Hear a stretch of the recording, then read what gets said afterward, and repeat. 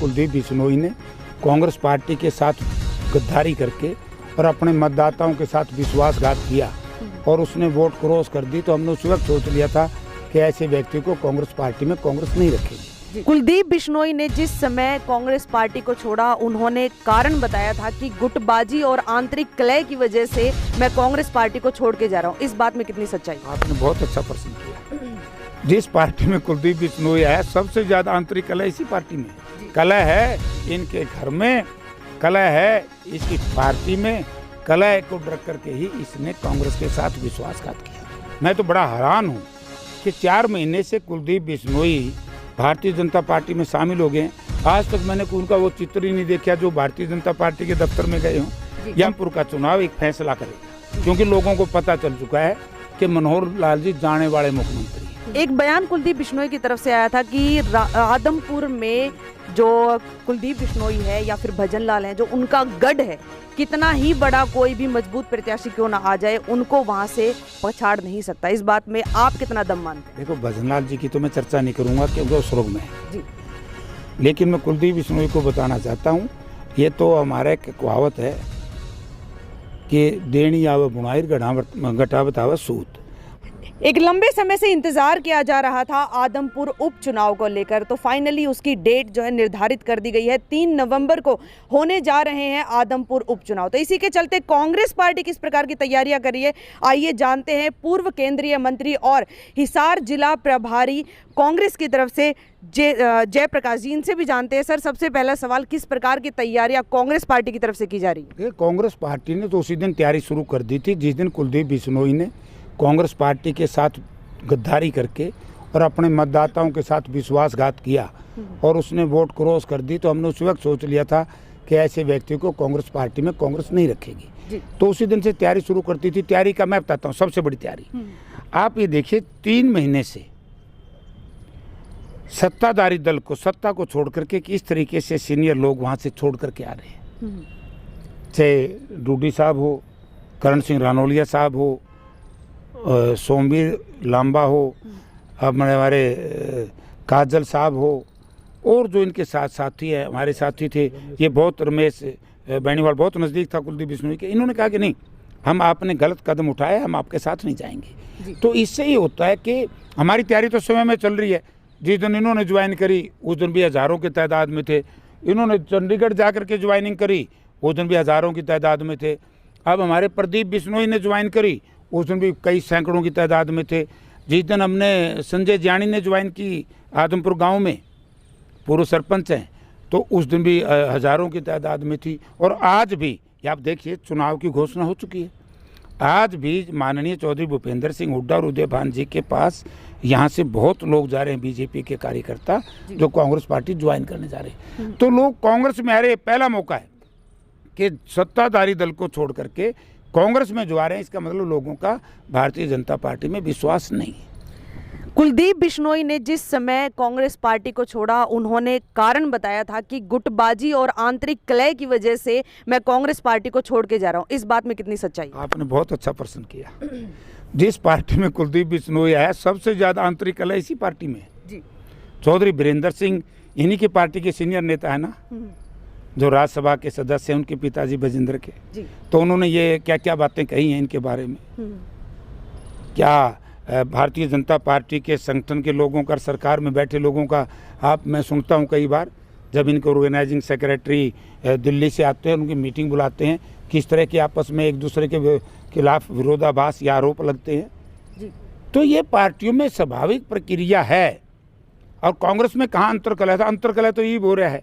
मैं तो बड़ा हैरान हूँ कि 4 महीने से कुलदीप बिश्नोई भारतीय जनता पार्टी में शामिल हो गए। आज तक मैंने उनका वो चित्र ही नहीं देखा जो भारतीय जनता पार्टी के दफ्तर में गए हों या भारतीय जनता पार्टी के किसी नेता के साथ, सिवाय मनोहर लाल जी। मनोहर लाल जी तो भारतीय जनता पार्टी के मुख्यमंत्री हैं। संगठन के किसी आदमी से मैंने कुलदीप बिश्नोई की फोटो नहीं देखी। इससे बुरा कलह जो इनकी पार्टी में है। हम तो सारे इकट्ठे खड़े हैं और हमारे साथी बुलाए नहीं, हम तो बाई चांस वैसे इकट्ठे हो गए।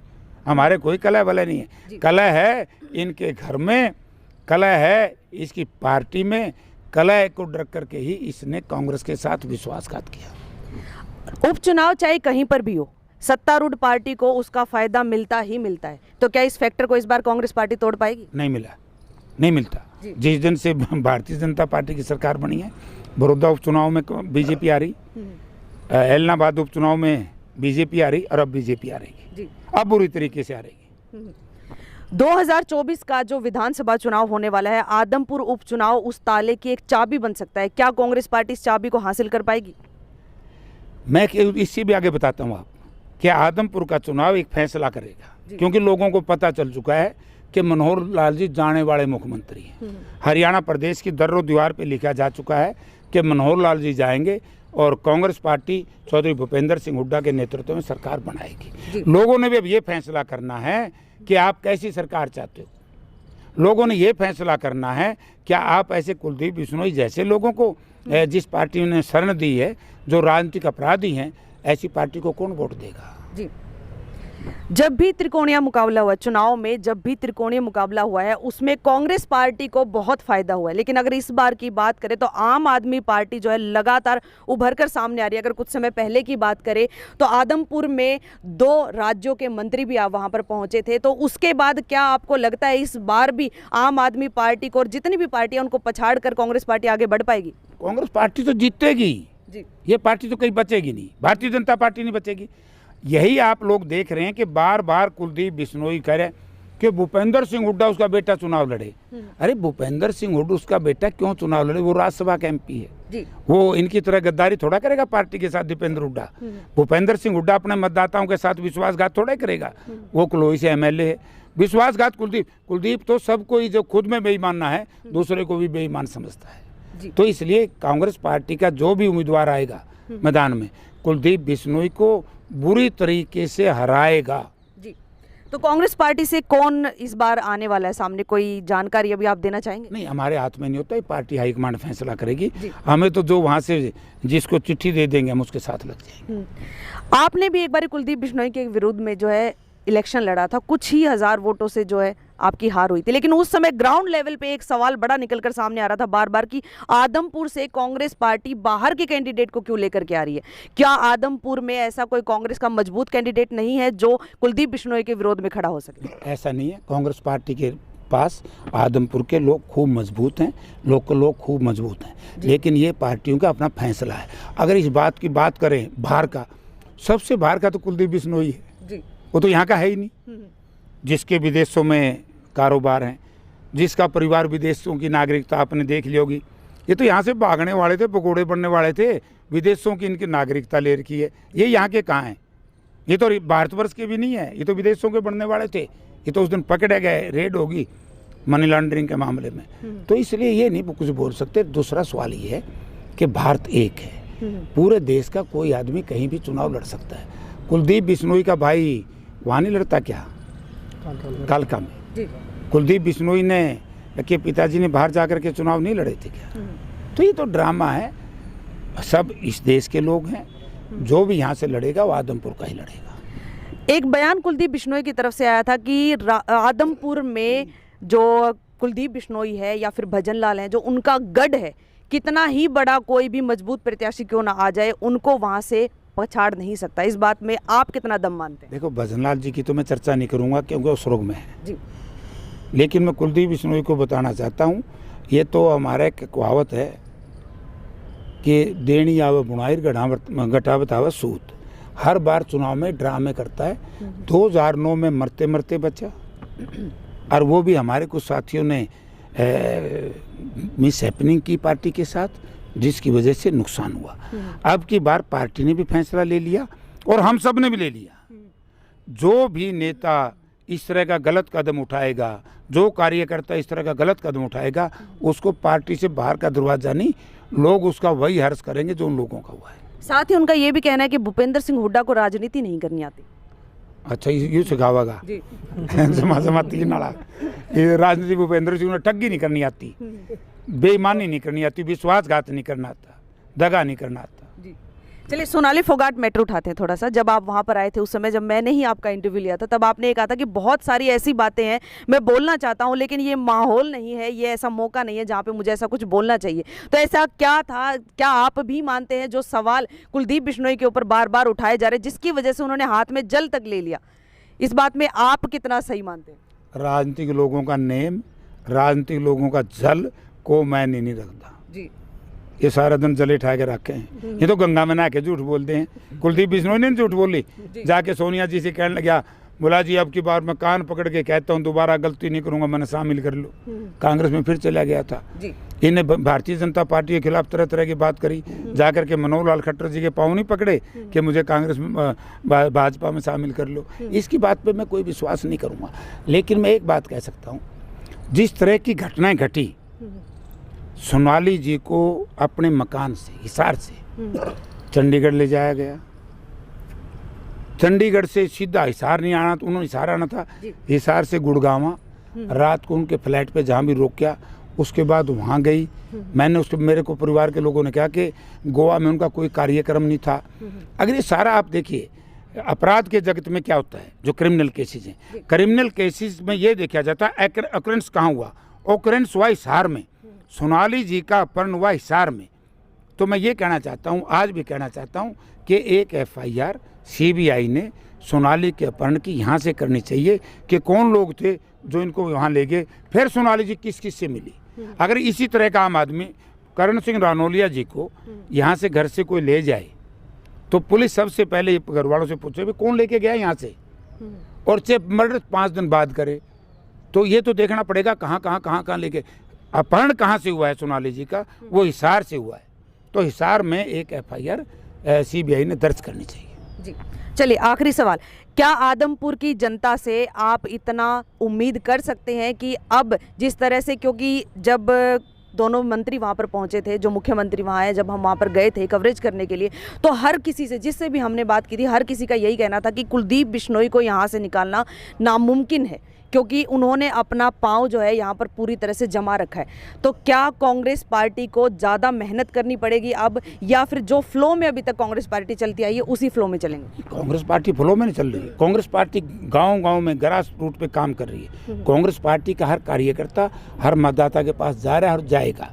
और जहाँ तक उसका तो पाँव है ही नहीं, उसका पाँव तो लंदन में है, वो तो फंस गया। अगर उसका मनी लॉन्ड्रिंग का केस दर्ज नहीं होता तो ना यहाँ चुनाव होता, ना कुलदीप यहाँ किसी को दिखता। जी, आदमपुर उपचुनाव में किन किन मुद्दों को लेकर कांग्रेस पार्टी आगे बढ़ने वाली?